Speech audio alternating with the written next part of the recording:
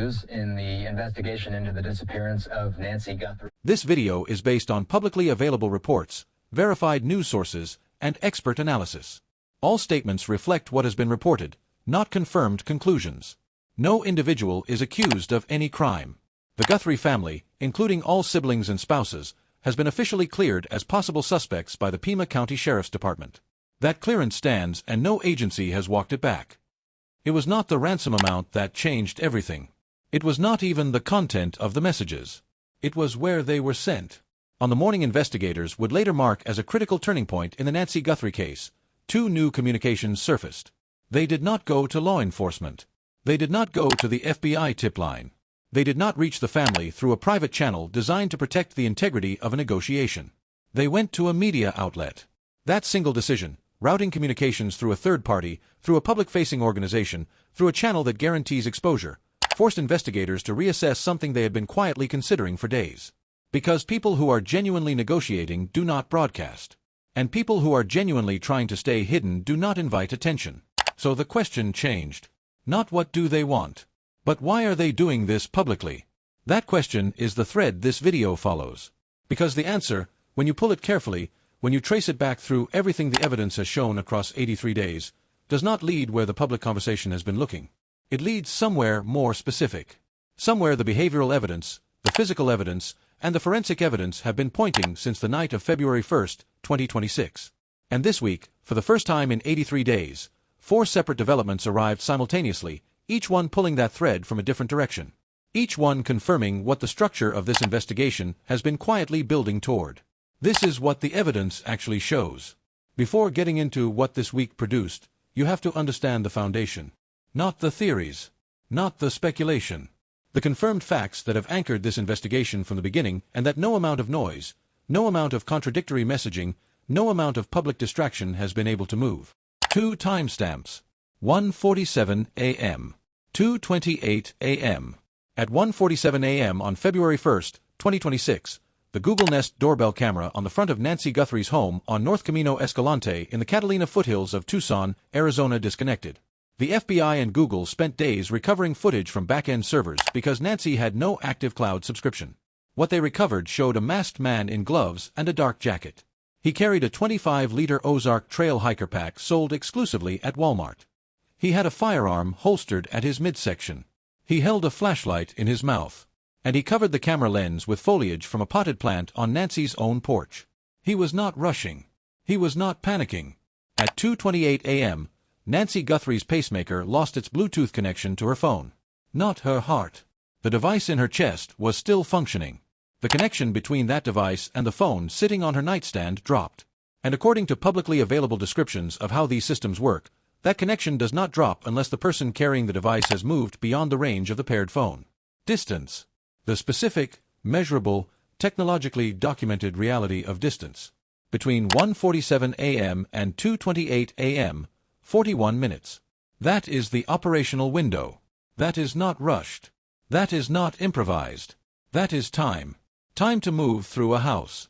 Time to manage a situation. Time to execute a plan that had been prepared over days and weeks before that morning. Those 2 timestamps have never changed. They do not depend on memory. They do not depend on anyone's account. They are logged, verified, permanent. And everything else, every theory, every ransom note, every public statement, every contradictory message, has to answer to them. The ransom communications. Most of the public conversation around this case has been structured around the ransom notes. Who sent them, what they said, whether they were real.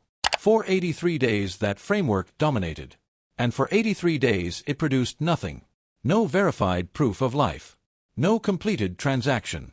No answer to any of the questions the notes themselves raised. This week, that framework collapsed. Publicly. Officially. On the record. According to publicly available reporting, a California man named Colella has been indicted by a federal grand jury. His trial is now set for June 23rd at the federal courthouse in Tucson. He is not being charged in connection with the notes sent to TMZ.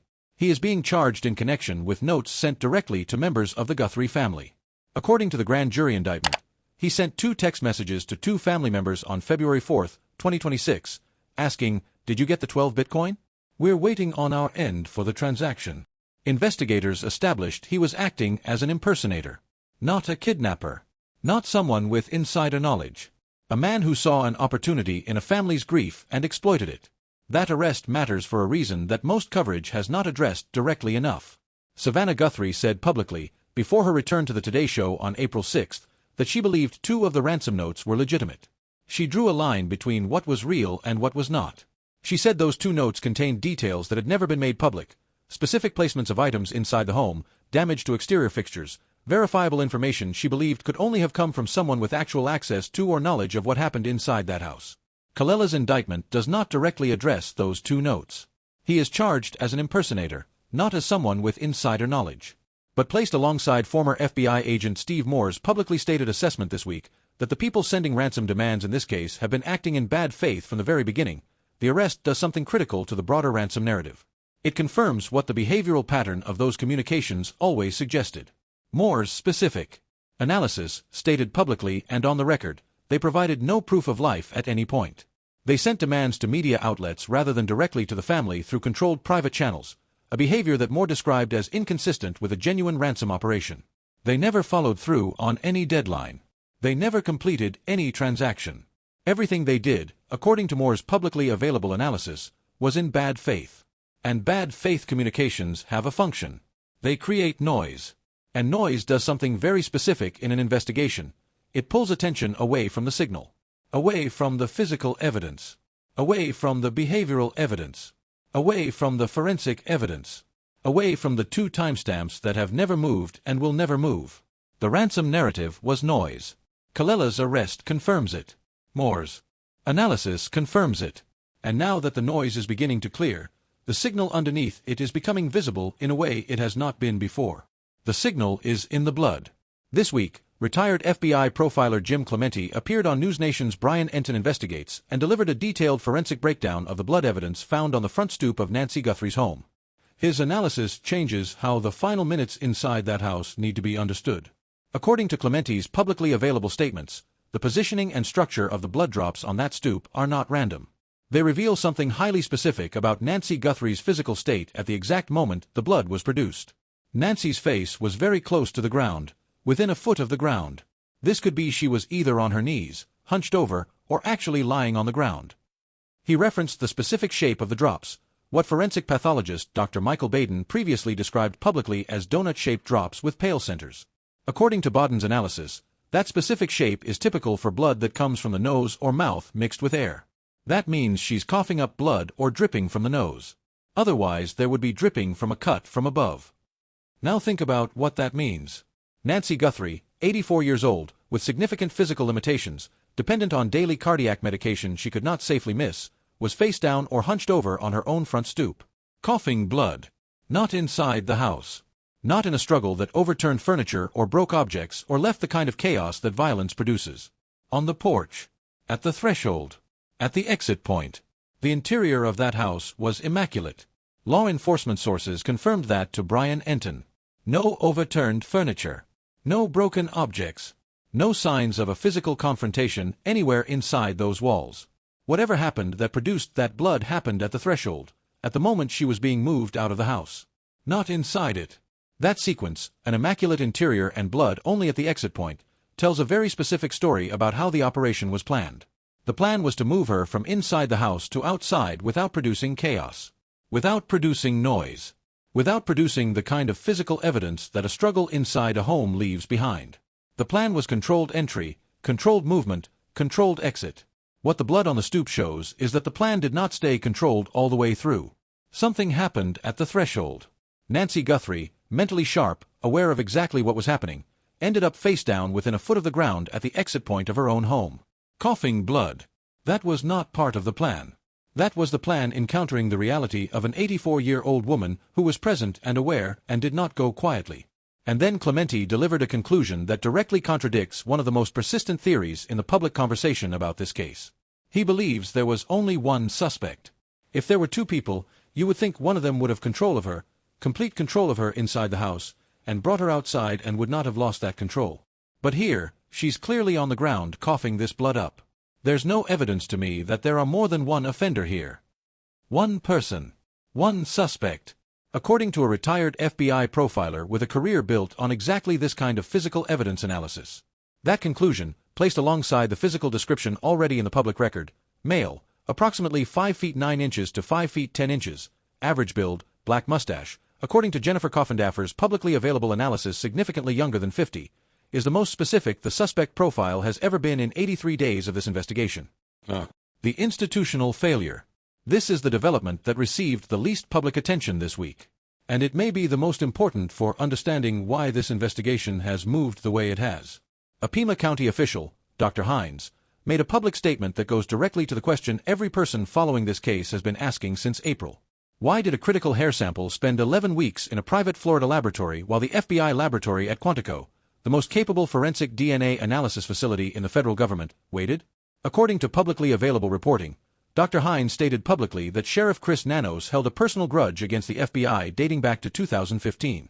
In 2015, according to his statement, Nanos was nearly indicted on RICO charges. The charges were not ultimately pursued, but the relationship between Nanos and the Bureau was damaged. And that damaged relationship, according to Dr. Hines, a named senior Pima County official speaking on the record, may have jeopardized elements of the Nancy Guthrie investigation. When asked directly whether Nanos' grudge against the FBI could have jeopardized elements of the investigation, Dr. Hines said it was very possible. Now place that statement alongside everything that Jennifer Coffindaffer said publicly about the 11-week delay. She spent nearly 3 decades inside the FBI. She said publicly that the timeline of how that DNA evidence was handled was not tracking at all, that the Guthrie family should be upset, that the delay was inconsistent with how a case of this priority should be managed. And now a named senior Pima County official is publicly providing what may be the explanation for that inconsistency. Not a processing backlog. Not a routine delay. A personal grudge between the sheriff leading the ground investigation and the federal agency best equipped to advance the most critical forensic evidence in the case. That is not speculation. That is a named official on the record, making a specific claim about a specific institutional relationship that appears to have directly affected the handling of evidence in a federal kidnapping investigation involving an 84-year-old woman. The FBI requested that material over 2 months ago. The sheriff's office sent it to a private Florida contractor instead. 11 weeks passed. The sample is now at Quantico, weeks later than it should have arrived. Those are 11 weeks this investigation cannot recover. 11 weeks that belong to a grudge. 11 weeks that belong to an institutional failure that a named Pima County official is now publicly calling out. And then there is the laboratory. According to C.C. Moore's publicly available analysis, the hair sample is now likely at the San Francisco Forensics Laboratory that helped convict Long Island serial killer Rex Heuermann earlier this year. That specific detail matters enormously. The Heuermann case had been cold for decades. 8 murders. No arrest. No conviction. What broke it open was DNA extracted from rootless hair, the same type of evidence present in the Nancy Guthrie case. The same San Francisco laboratory processed that evidence. And what it produced contributed to a guilty plea that put Rex Heuermann away for the rest of his life. Rootless hair. That is the specific forensic challenge. This laboratory has already proven it can solve at the highest level. C.C. Moore, the chief genetic genealogist at Parabon Nanolabs, a woman who has personally contributed to solving over 300 cold cases and who has herself solved 6 cases using rootless hair DNA alone, said this week, publicly and on the record, hair absolutely can make the case solvable. So I'm really excited. She addressed the timeline directly. Because this is not a cold case, because Nancy Guthrie disappeared 83 days ago and the investigation is active, Moore said the laboratory will push this to the top of the priority list. Results that would normally take months may come significantly faster. And then she said something that deserves to be heard clearly. Not paraphrased. Not summarized. If they really do have a rootless hair and it is from that kidnapper, then this is going to be the piece of information that will solve the case. Not help the case. Not advance the case. Solve it. C.C. Moore does not use that word casually. She has spent her career inside the genetic genealogy discipline. She has seen what rootless hair can and cannot do. She knows the difference between evidence that narrows a case and evidence that closes it. And she is publicly saying that if that hair sample belongs to the suspect, not to Nancy, not to a family member, but to the person who was on that porch at 1:47 a.m., then the science exists right now to convert it into a name. Here is how that process works. The laboratory extracts a DNA profile from the rootless hair shaft using mitochondrial DNA analysis, a technique that does not require the hair root and that the FBI laboratory at Quantico is specifically equipped to perform. That profile enters genealogy databases, Platforms like GEDmatch and Family Tree DNA, where people have voluntarily uploaded their own DNA and consented to law enforcement access. The system searches for partial matches. A distant cousin. A second cousin twice removed. Someone who shares even a small percentage of their DNA with the unknown contributor. That partial match, however distant, is enough to begin building a family tree. The tree narrows. Names emerge. Those names get cross-referenced against the physical description from the doorbell footage. Male, approximately 5 feet 9 inches to 5 feet 10 inches, average build, black mustache, according to Coffindaffer's publicly available analysis significantly younger than 50, against the cell tower data from the night of February 1st, against whatever the FBI's digital analysis established about January 11th. The date both law enforcement and the Guthrie family flagged publicly without ever explaining why. Any single one of those tracks converging on the same name is enough to produce a prosecution-grade identification. Now step back from the 4 individual developments and look at what they show together. The ransom narrative is collapsing. Kalela's arrest confirms it. Moore's bad faith analysis confirms it. For 83 days, the dominant public framework, Nancy was kidnapped for money, the Bitcoin demands were the story, the deadlines and the cryptocurrency mechanics were the story, served a function that had nothing to do with the actual investigation. It was noise. It pulled attention away from the physical evidence, away from the behavioral evidence, away from the 2 timestamps that have never moved. The blood on that stoop tells a different story.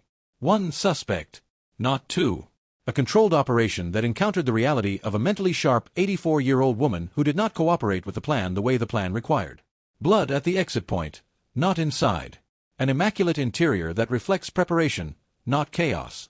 And a specific physical profile at the threshold that Clementi's forensic analysis has now placed on the public record. The institutional failure is documented. 11 weeks. A personal grudge. A named official saying publicly that it is very possible the grudge jeopardized elements of this investigation. Coffindaffer saying the timeline was not tracking at all.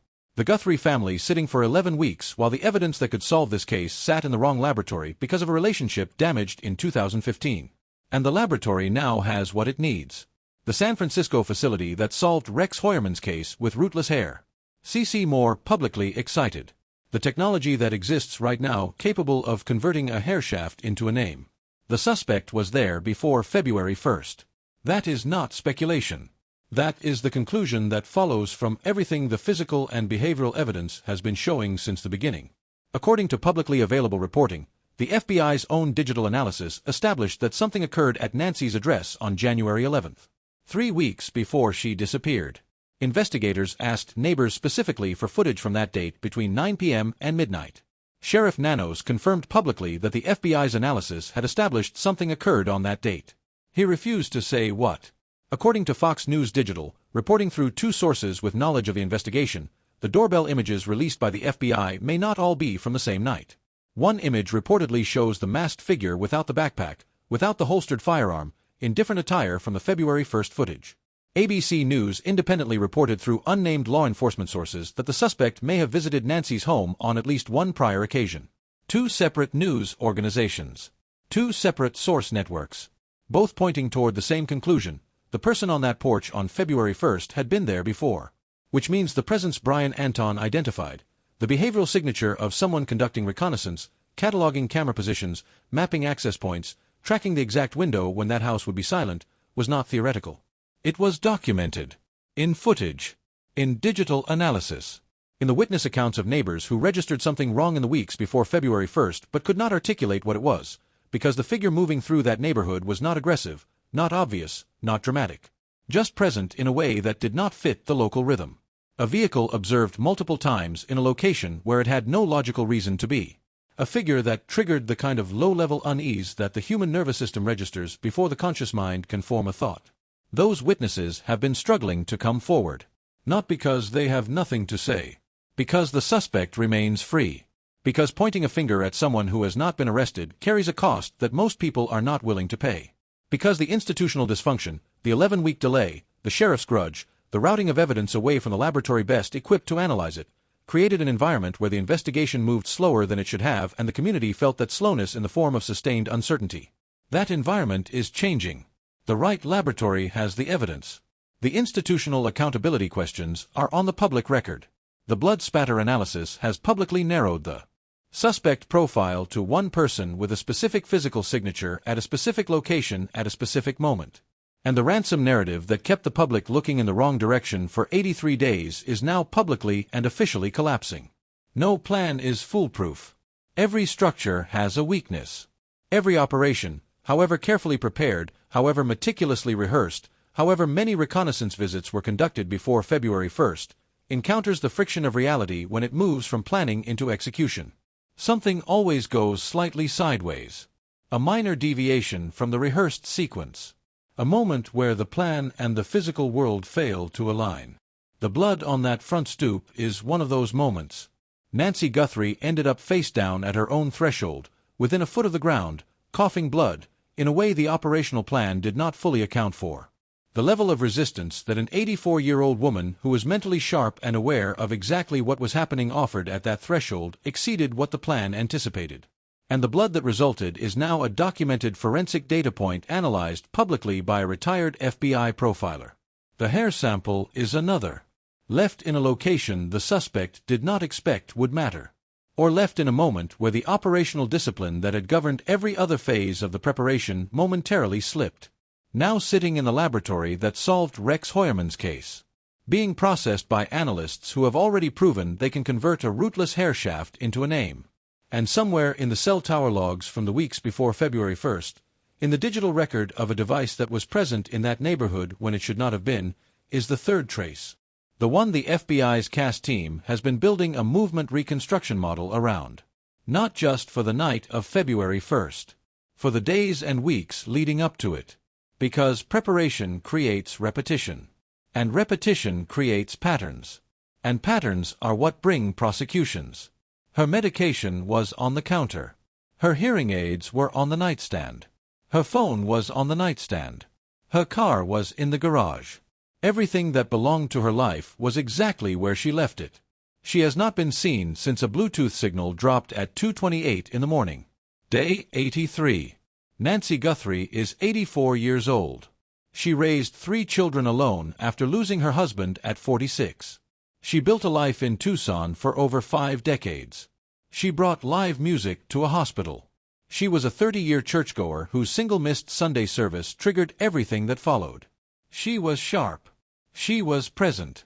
She was aware of exactly what was happening when someone removed her from the home she had lived in for decades. She deserves an answer.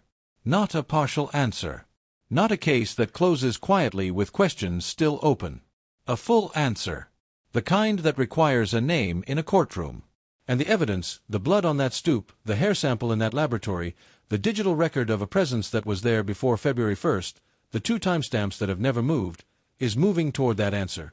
The ransom narrative is collapsing. The laboratory has the evidence. The suspect profile is narrower than it has ever been. And the person who planned this operation, one person, younger than 50, who studied that house for weeks before February 1st and left traces in the blood and in the hair and in the digital record, is running out of the time that the noise bought them. Records do not vanish. Evidence does not expire. And the weakness in this plan is already in the record. Already in the laboratory. Already being processed by people who know exactly how to find it. If you have any information, anything at all, no matter how small it seems, contact 1-800-CALL-FBI. tips.fbi.gov. Pima County Sheriff's Department at 520-351-4900. The combined reward is $1.2 million. Completely anonymous. You do not need the full picture. Investigators build the picture. You only need to provide the piece you have. Drop a comment. After everything this week produced, the Colella trial date, Jim Clementi's one suspect conclusion, the sheriff's grudge, CeCe Moore publicly saying this hair can solve the case, which single development do you believe brings this investigation closest to a name? Tell us. We read every single one. And stay close, because the moment that San Francisco laboratory produces a result on that hair sample, this channel will be the first to break down exactly what it means, where it points, and what it does to every piece of evidence this investigation has been quietly building for 83 days. We will see you in the next one.